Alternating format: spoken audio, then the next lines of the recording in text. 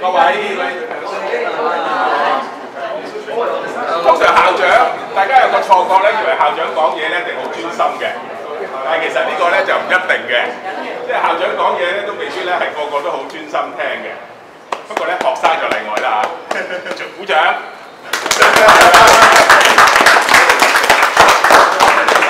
歡迎咁多位咧，就嚟到咧就係香港管理處羅桂祥中學啦，同埋嚟到天水圍啦，咁啊呢度有一個比較偏僻嘅地方。但係如果同窗咧，天水圍咧就都幾出名嘅。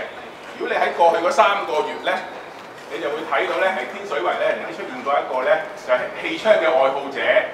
就用一支非常之強力嘅氣槍咧，就喺天水圍北嗰度咧係射殺啲途人嘅。咁冇幾耐之後咧，2個月之後咧喺元朗區咧。亦都係同樣咧，係出現咗咧，係同樣嘅例子嘅。咁於是咧喺呢個區嚟講咧，其實咧係槍好多時候咧都會俾人有個誤解，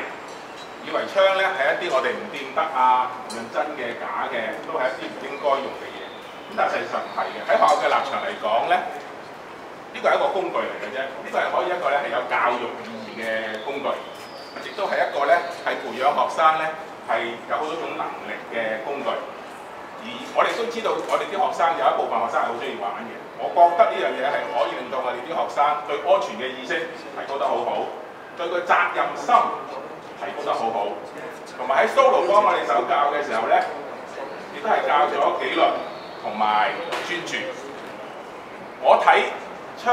槍咧係一種運動，而呢種運動咧係有佢意義，係值得喺香港咧係繼續發展嘅。咁我好希望咧就係、我而家Form 1有4個種啦嚇，咁咧希望呢4隻種子咧就係可以咧係發揚光大。咁我都期望咧係出年咧我可以有啲女嘅同學咧係可以參加嘅。